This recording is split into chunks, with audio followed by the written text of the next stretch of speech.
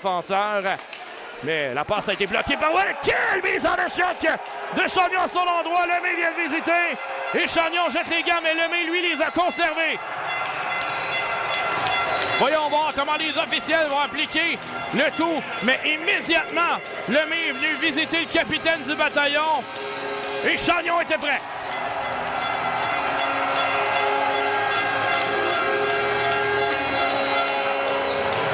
Et c'est sûr que dans le cas de Lemay, si tu viens voir un joueur de cette manière après une mise en échec, c'est sûr que l'autre joueur va considérer quand même. Il faut retenir encore une fois que Lemay n'a jamais jeté les gants.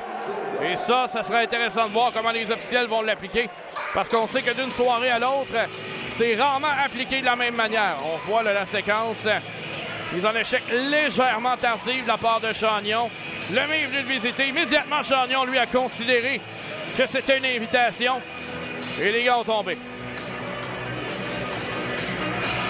On va attendre le résultat des courses. Chose qui est sûre, c'est que Lemay, lui, va être chassé d'une manière ou d'une autre.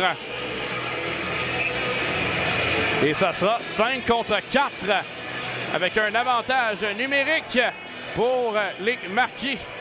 Et Dominique Lapensée, là, lui, se lève sur son banc, veut des explications.